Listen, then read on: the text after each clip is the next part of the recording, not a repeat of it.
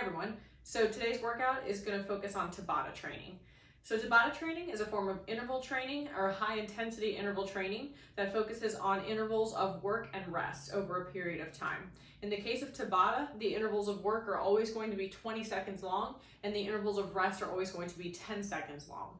Each exercise done in a Tabata fashion is meant to cycle between those work and rest intervals 8 times or for a total of 4 minutes per exercise. So Tabata is a great way to build intensity into your workouts because you are working at a more maximal pace during each work phase of the movement that you're doing. But they're also a really great way for you to approach a workout when you don't really have a lot of extra time on your hands, where you want to sit down and plan out your workout. It's a little bit more straightforward so that you can just kind of approach exercise after exercise and do it in that Tabata fashion. So that way you're incorporating intervals, getting the heart rate up, burning lots of calories, and targeting muscles all over your body, but with a little less structure than you would a normal workout. So the Tabata style of training is an interval format that can be applied to any exercise or even combinations of exercises. For the workout I have for you today, we have 9 different movements that we're going to do, each in a Tabata format. So you'll do each movement one at a time for all 8 rounds of that 20 seconds on, 10 seconds off work rest interval, and then you'll move on to the next exercise until you've gone through all 9. Now you should rest for about a minute in between each Tabata exercise. That way you have a little bit of recovery time so that you can still push your intensity in the next exercise. So I'm just going to quickly break down the execution of each of the 9 movements that are presented to you in today's workout, and then I'm just going to show you a couple of rounds of Tabata for each movement so you get a better idea of how it will flow doing that Tabata format.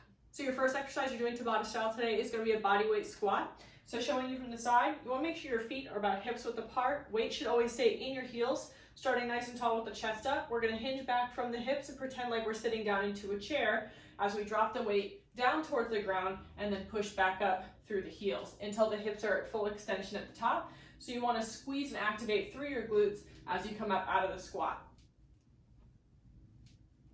Second Tabata exercise today is going to be a push-up with alternating shoulder taps, so incorporating some upper body strength, of course, as well as core and stability. So our push-up shoulder tap, we're going to align the hands under the shoulders, bend the elbows to drop down for the push-up, push back up, and at the top of the push-up, we'll lift one set of fingers off the ground to tap the opposite shoulder, and then repeat on the other side before repeating the entire movement.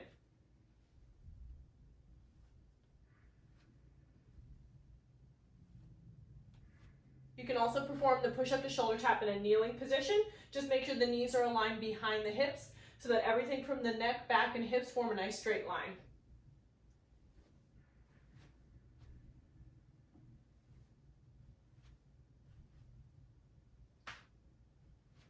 Next, we've got walking lunges. So we're going to start with our feet together, nice and tall. Make sure the shoulders stay stacked over the hips the entire time, so you shouldn't lean into or out of each lunge position.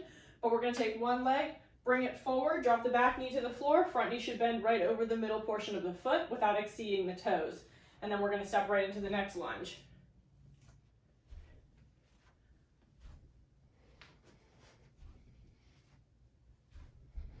So next exercise is really going to spike the heart rate because we're working total body here doing some burpees. So for our burpee, we're going to hinge from the hips, place the hands on the ground, jump the feet back, drop the body to the floor, push back up, jump the feet in, and then jump up in the air, lifting your arms overhead with each jump and making sure to fully extend the hips and squeeze through the glutes.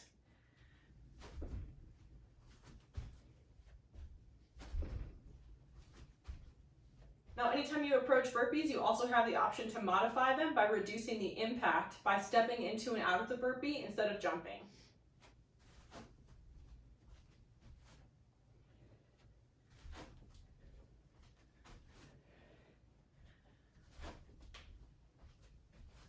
Next, we're going to target the core and abs with some sit-ups. So remember, for sit-ups, you want to start in an upright position, legs extended away from you, and you can bend the knees slightly if you want, or straighten the legs out all the way. It's just whatever's preferential for you.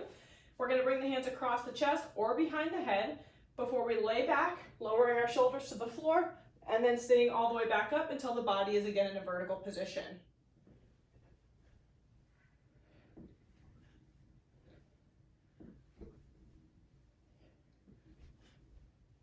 Now remember, you can also modify sit-ups by performing crunches, which is going to reduce the range of motion required to complete the movement. So for crunches, you want your feet nice and flat on the floor with knees bent.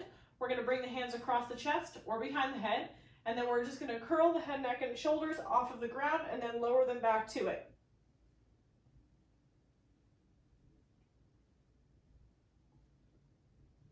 So next we have our kettlebell swing. This is going to be a hip hinge focused movement. It's going to strengthen largely the posterior part of the body or the back side of the body. So everything from between the shoulder blades through the mid and lower back to the glutes and hamstrings, and of course the hips as well. So in this movement, you're going to need some sort of weight, whether you use a laundry detergent bottle or a jug of milk, or if you have a kettlebell or a dumbbell like I'm going to use on hand, anything with some weight to it that you can easily grip or hold in both hands. So showing you from the side, our kettlebell swing, we want a nice wide stance with toes facing forward, chest up. We're going to swing the object through the hips by hinging at the hips first, dropping the chest just slightly towards the ground, and bending the knees just slightly as well. So the hips are shifting back behind us in that hip hinge, and then on the way up, we're emphasizing that upward motion in order to bring the dumbbell or the weighted object upward until it's about eye level. So next we have our snatch, which is also arguably a full body movement. It's also going to strengthen the posterior chain similarly to the kettlebell swing, but it really emphasizes that upward pull or upward trajectory that's created with the shoulder, arm, and back. And again, you'll need your weighted object for this one. So you're going to want to set it right on the ground in between your feet, or line yourself up so that you're directly over your object. When you grab the weighted object for the snatch, you want to make sure you drop your butt down, but keep your chest up, and the arm that's holding the object should be kept nice and straight. So that's going to build some tension to create power in the movement. Now coming out of the bottom of the snatch should be a nice explosive movement. So I'm going to show you in slow motion first without the weight. You're going to pull the arm upward by shrugging the shoulder towards the ear at the same time as you extend through the hips and rise up onto the toes. And then you're going to drop the body quickly underneath the weight and extend the arm up overhead. So again, starting from the bottom, you're going to pull, shrug the shoulder up on the toes, drop underneath the weight just a little bit like you're about to drop into a squat, and that arm should be straight. And then you simply stand up to extend the hips at the top of the movement. So in a snatch, you want to follow a nice straight line with whatever object you're pulling so that it stays close to your body the entire time rather than swinging out in the front of the body and using momentum. So I'll show you with the weight now, dropping down from the bottom of the movement and then rapidly pulling up and extending the arm at the top to look like this.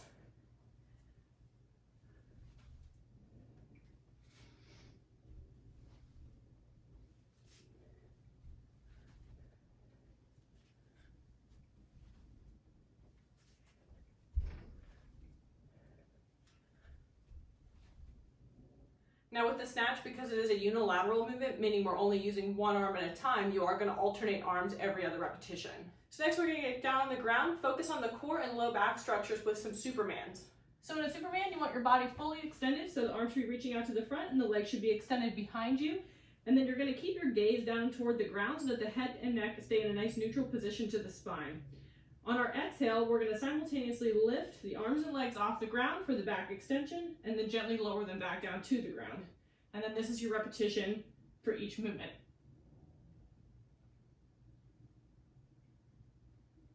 Last but not least, our final Tabata exercise is going to be a basic forearm plank.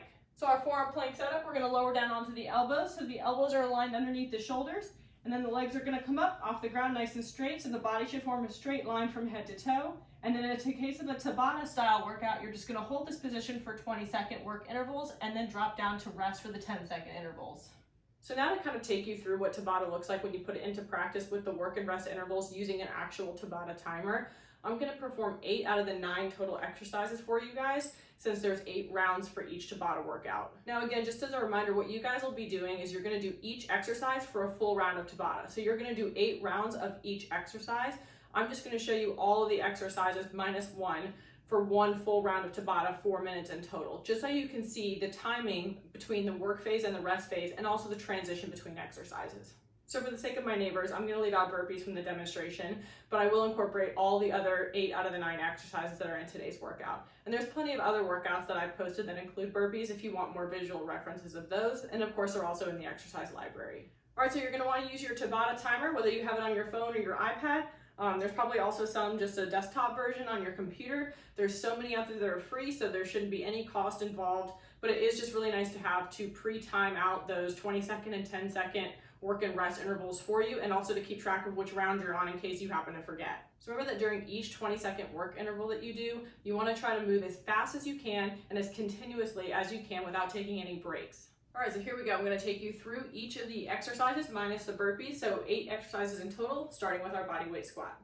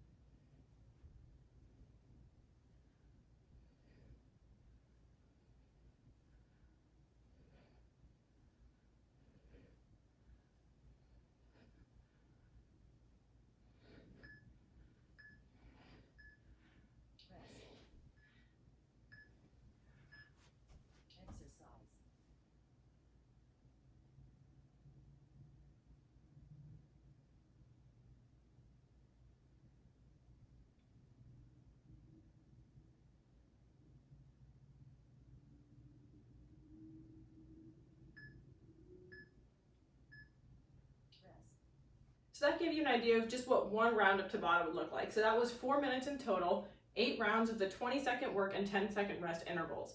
In the example I just showed you, I cycled through all the exercises in one round of Tabata, but again, you'll be doing one round for each exercise.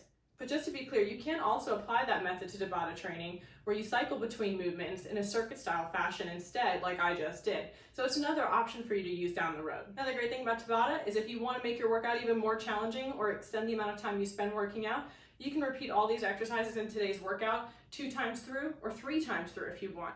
You can also cut the workout in half by choosing 4 or 5 exercises out of the 9 I offered instead of doing all 9. It's totally up to you and the amount of time that you have and the amount of intensity that you want to push forth in the workout. So that's everything you need to know to do today's Tabata workout. So don't forget to download your timer. It'll be a great companion for you to have for this workout. Make sure you work really hard during those work intervals and then rest during your 10-second rest intervals. And remember, take that 1-minute break in between each exercise so that you can really push your intensity with each work piece that you're doing. And for those repetition-based movements, don't hesitate to write down how many repetitions you managed to perform in each of the 20-second work intervals. It'll be a great way for you to measure progress if you ever repeat this workout again in the future.